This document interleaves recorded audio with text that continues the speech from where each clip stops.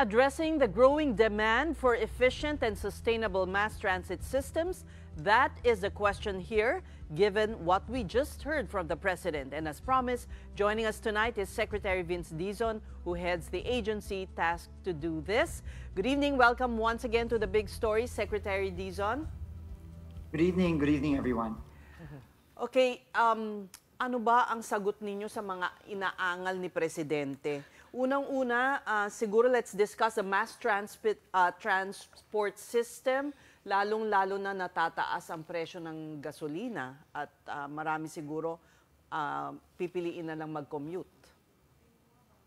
Alam niyo po, rinig na rinig po natin at ramdam na ramdam po natin sa mga salita ng ating Pangulo na talagang nararamdaman po niya ang pang-araw-araw na hirap ng ating mga kababayan, lalong-lalo na yung ating mga commuter, na sinasabi nga niya na talagang nakakaawa po, no? Dahil sa tagal-tagal na rin, dekada-dekada na rin pagkukulang ng gobyerno para magtayo tayo ng talagang totoong mass transport system, nakikita po natin yung hirap ng ating mga kababayan. At yun po talaga ang in-echo ng ating Pangulo. No? Our President really feels our people's pain, their daily pain. And because of this, I think he wants us to do two things. The first is, kahit papaano, gawa natin ang paraan, yung mga pang-araw-araw na akala natin maliliit, pero hindi naman talaga maliliit na paghihirap ng ating mga kababayan.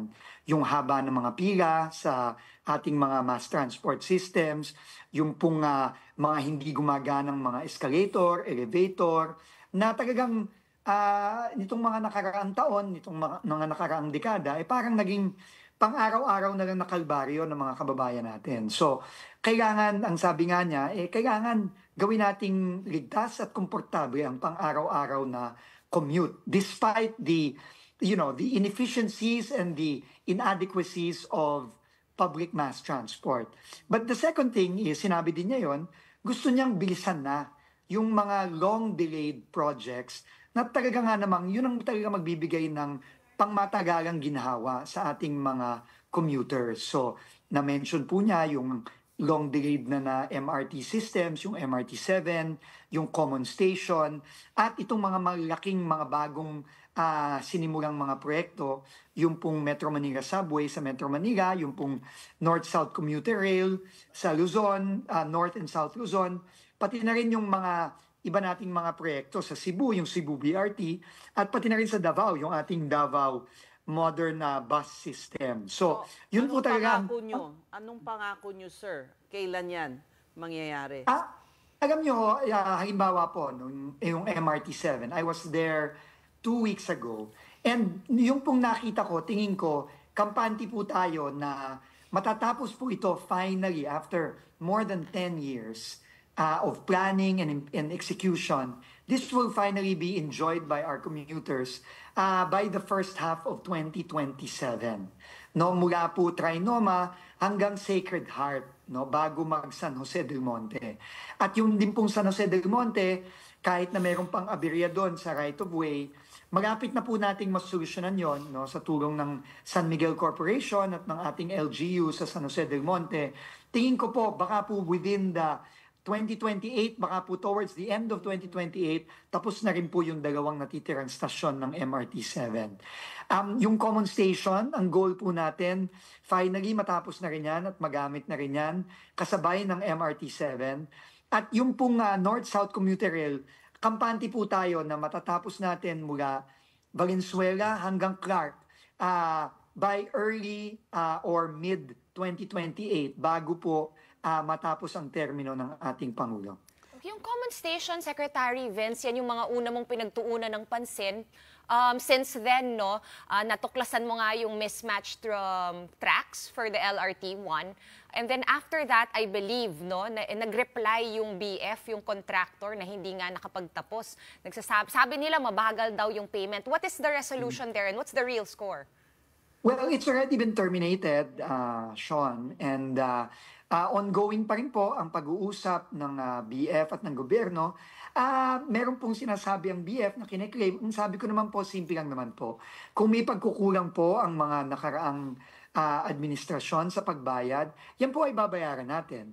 Pero klaro din po na meron din pong pagkukulang ang dating contractor. Pero para sa akin po, that is less important. What is more important is how we move forward. And I think we are confident that now that the contract has been terminated, we can now move on and look for an alternative contractor that will finally finish the project. And our goal is to be able to award the continuation and the completion of the common station within the year, and for construction to resume towards the end of the year or early next year, so that by mid-2027, kasabay po ng pagbubukas ng MRT-7, mabubuksan na rin po natin finally ang common station at makokonekta na po ang LRT-1, ang MRT-3 at ang MRT-7.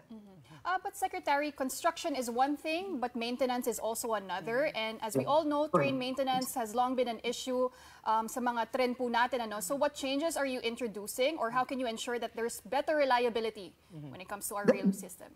The key is to really PPP the operations and maintenance. We've seen that in other projects, not just for railways, but for airports.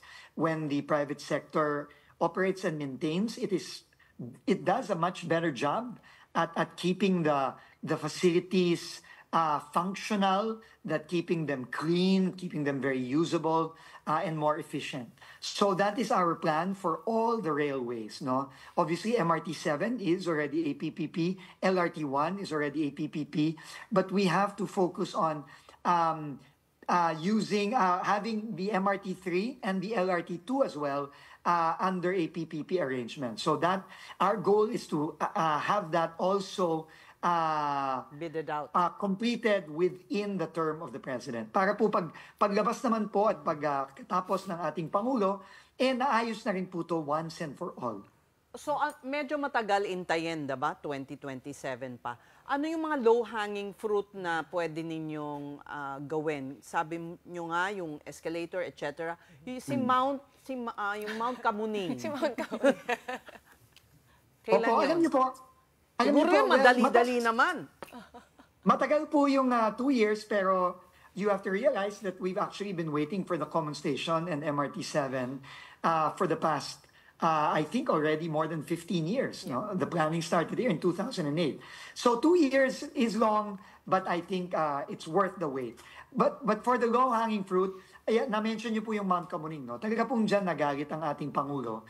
Kasi yan, sabi nga niya, yan ang ehemplo ng infrastruktura na talagang hindi iniisip ang mga kababayan natin ng ginawa. No, unfortunately, no. Kaya ang sabi niya, tear it down and build a better one. So yan po ang gagawin natin. We already have the plans for that. We're already ongoing with the procurement of a contractor for that. We will build it po dun po about 100 meters away from the current footbridge, yung Mount Kamuning. Tatayo pa natin yan, kukonekta na natin yung ating Kamuning Station busway. No? Hindi na po yan kamukha ng Mount Kamuning, meron po yung elevator, meron pong hindi na pong matarik yung akyatan ng mga kababayan natin. At it will be very similar to the footbridge that was designed by architect Royal Pineda for SM, which is now operational at North EDSA, and which SM is currently building as well at the SM Mega Mall. So kapareho po niyan. So it will be very comfortable for our commuters, and maganda po talaga, no, kung nakita niyo na po yung ginawa ng SM sa North EDSA at sa gagawin niya ngayon sa Mega Mall, matutuwa po kayo kasi ganun po ang magiging itsura din ng bagong footbridge sa Kamuning. To be fair, Secretary, may napansin ako na about last month, ang daming construction nagyayari sa ilalim, mga staging areas under the MRT-3 along EDSA, and then may na-reveal na bagong napaka-modern na glass na elevator dito banda sa may Boni Station, I believe. Is that also under your agency? Opo.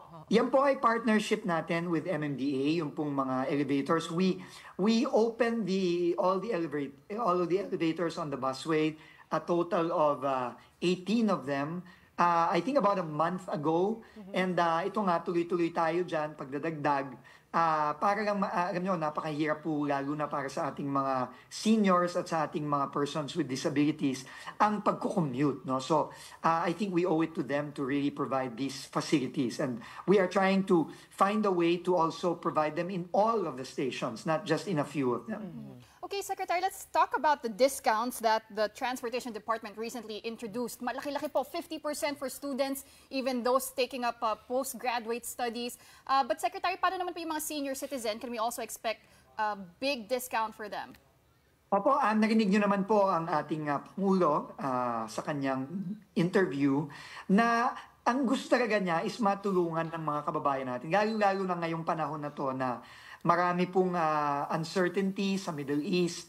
Ito nga po, meron tayong looming oil price increases, fuel increases, and talagang gagrabe po talaga at magigipit po talaga ang ating mga kababayan. So ang sabi nga ng ating Pangulo, the least we can do is help our families and our people, even just a little bit, no, para naman makatipid ng konti, lalo na maraming mga parating na hindi masyadong magandang mga balita, lalo na dito sa mga wala tayong control na nangyayari sa ibang parte ng mundo.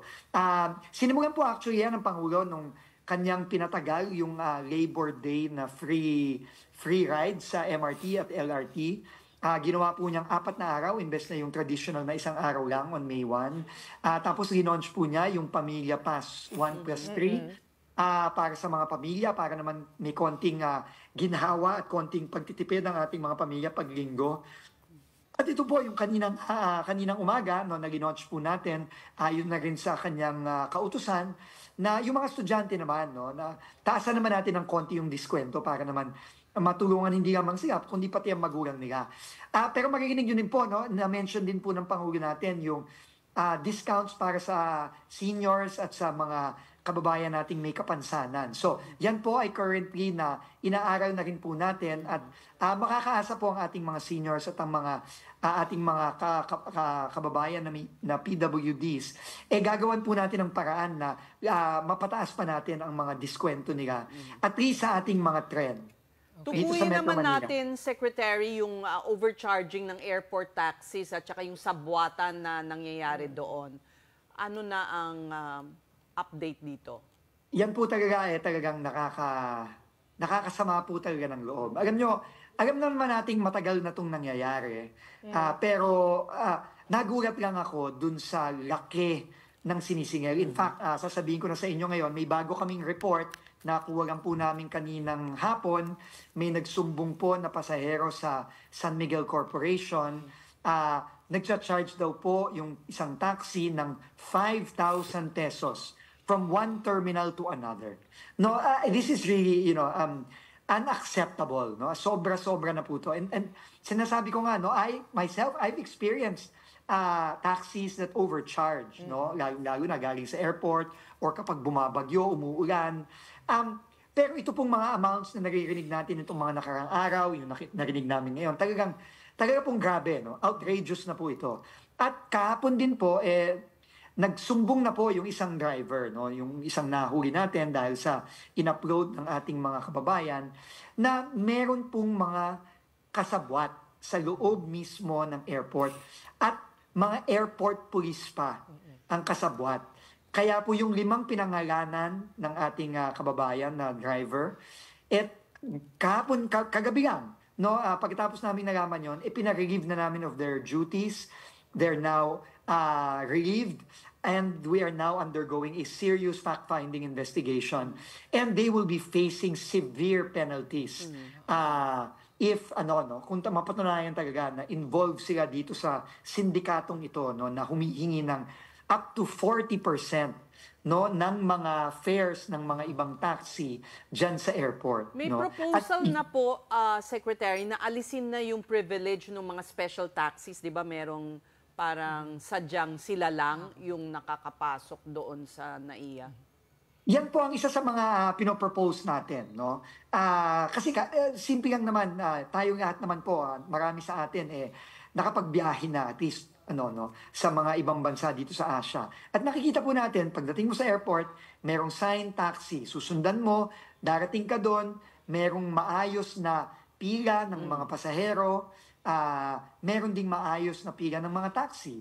Pag ikaw ay sumakay sa taxi, mag-on ng metro ang driver at kung ano ang patak ng metro, yun ang babayaran mo kapag dumating ka sa iyong hotel o sa iyong paroroonan.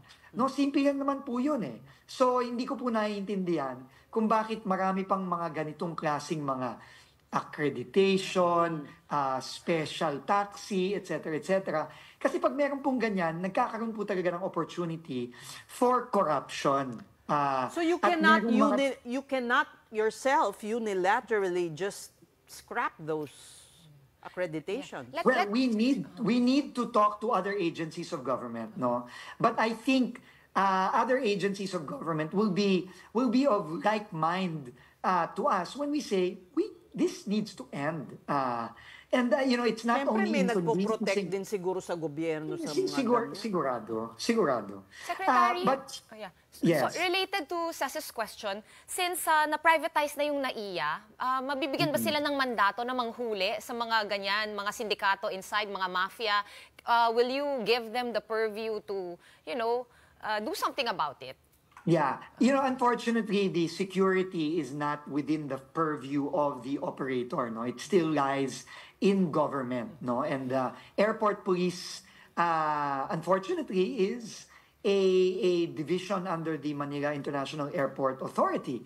No, so we have complete purview over that. I've already asked General Manager Eric Hines to issue the necessary orders, first of all, to relieve the personnel that have been named and to conduct a sweeping investigation of this. No, because this is something that the President himself said that we cannot allow this to happen. It's not only damaging our people, but it's damaging the entire country's reputation. No, because we're talking about tourists as well. No? So this needs to end, and it needs to end now. Secretary, I believe the core of that proposal is to have metro rates for metro destinations, right? But how can that be enforced? Kaya po ba talaga yon, Secretary? How can it be done? Well, it's enforced in other countries, so we have to find a way to enforce it. No, but that is really the problem. The problem is enforcement. The problem is people get away with it because the enforcers are part of these of the operation that is meant to take advantage of our people. So that needs to end. No, and then we have to instill the fear of God in these people that this cannot be allowed to go on, and this will no longer be tolerated. Okay, Secretary, balikan ko lang ulit yung railways and the problem of commuting around Metro Manila. You were mentioning, hopefully by July, pwede na yung cashless kasi napakahirap kumuha ng blue Yes. card.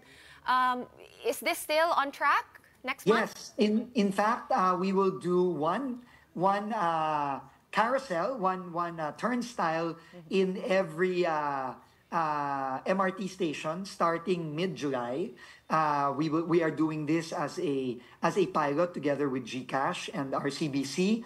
But once this pilot is hopefully successful, then we will roll this out not only in the MRT3 but throughout all the 3 railway lines in Metro Manila.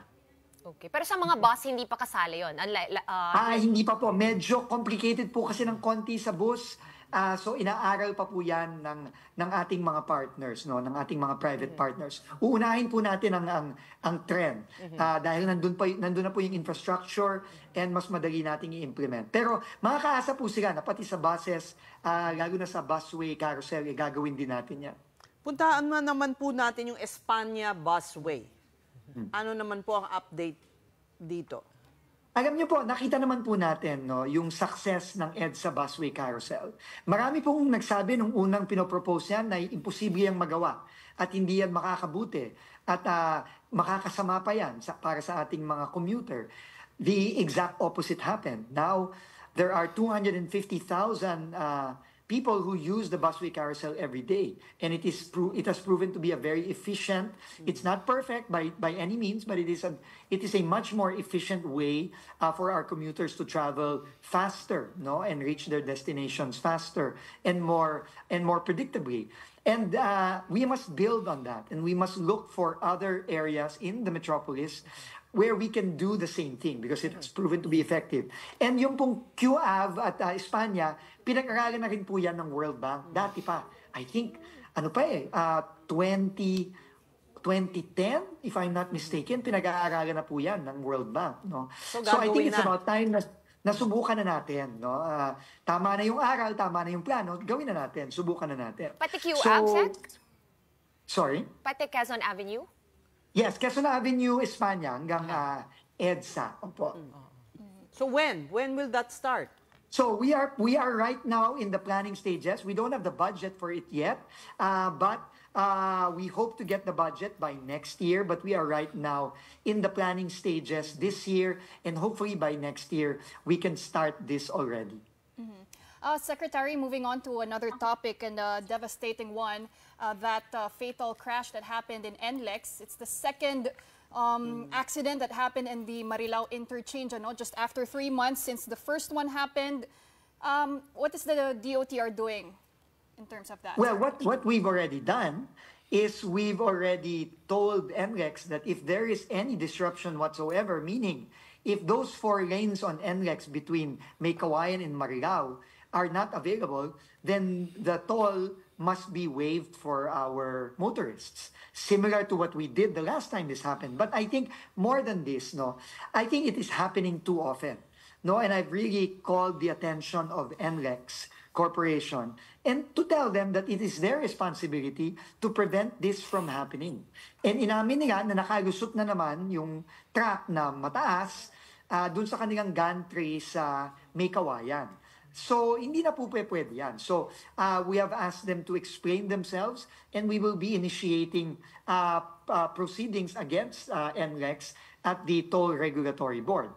But in the meantime, we need to fix the problem right away, but we cannot allow for any disruption. And if there's any disruption, then sorry, pasensyahan na lang. I know it's a huge revenue loss for them, but it's not our motorists' fault that they allowed a truck to a oversized truck to hit that bridge again, and this time it's worse because somebody died from it. In the same vein, Secretary, truck operators also have to bear the burden of, Yes. the somehow irresponsibility of the Correct. drivers. Absolutely. This is why we already issued a show cause against the trucking company that did it. And we've already initiated suspension of their registrations and the licenses of the driver, No, so I mean, the problem here is really we need to be able to enforce the law. Whatever laws we have, and that I think is the weakest point. No, because if there is enforcement and enforcement is consistent, then people will be afraid to violate. Yeah. No, and I think that's why the president said he is in favor of NCAP, because in NCAP there is no subjectivity there is no padulas, there is no corruption involved. If you're caught, you can contest it, but if it's proven that you violated, then you pay. No, there is no subjectivity there, and then I think that is what's important. No? Last question from me, Secretary. Last time we chatted, we were also talking about your plans for the airports, Yes. NAIA, the bollards, Siargao, the low-hanging fruits, right? Removing the VIP area. Have you started moving on the suggestions that you yourself made? Yes. Well, the VIP area in Siargao is gone. It was gone, I think, a week after we saw it for ourselves. No, but more importantly, I was in Siargao again 2 weeks ago with some architects who want to help out voluntarily. I was with architect Royal Pineda and our world famous designer Kenneth Cobonpue, and we are right now in the midst of finalizing the plans for the modular expansion of the Siargao Airport, which will start construction by next month in the second half or late July. And our goal is to expand it to roughly about 700 seating capacity from the current 200. And it's really going to be Pro bono yan? Pro bono? Libre? Pro bono po yung design. Pro bono po yung design. Wow, okay na yun. Hindi po pro bono yung construction. Yung design po ay pro bono. And I'm sure you're familiar with the work of Architect Pineda. He designed Clark and other facilities. We remember when they volunteered way back in For the NAIA, term for of NAIA. Pinoy, but that didn't happen. Yes. So we're finalizing the plan. Maybe in a couple of weeks, we will release it to the public. I've seen the initial plan, and it's really beautiful. And it will really provide the much needed, respite to the weary travelers who go to Siargao, who have to experience a really, really bad airport when they arrive and when they Paano when they're yan? about Di to leave. magrereklamo na yung iba, mga El Nido. Paano naman yung mga No, iba? well, we have to do that. We have to do the same. We have to do the same in all those airports. So, and that is the plan, no. The pero bundling, di ba, unfortunate- Sec? Yung bundling ng regional airports, you were also Opo. revisiting Yes. that. So that's Yes, still... I think that will be. Yes, I think that will be happening very soon. We will be making some announcements very soon on that. Ooh, like how soon? Maybe in the next month or so. Ooh, exciting. Oh, naubusan na kami ng tanong, Secretary. Pasensya na po, ang dami po talagang problema at nakakasira na po ng ulo. Panghuli na Hindi lang, obvious. parang na-inspire daw si Presidente sa ginagawa ninyo, pati siya ay, Ay, hindi po doing totoo all yun. these inspections, parang No, hindi po totoo. The president has been doing that since he was a provincial and local government official when he was governor. I mean, he's been doing that all his entire political career. So, I think what the president really has said, and this is, I think, relates also to the putting the entire cabinet on notice, is that everybody in government really needs to work hard to really deliver for the people, and not just big things, but also the small daily things that aren't really that small. If we consider the daily difficulties that every Filipino experiences in the commute, our kids in our schools, our patients in our hospitals, and that's the clear message of the president. And I think all of us in government have to follow his lead.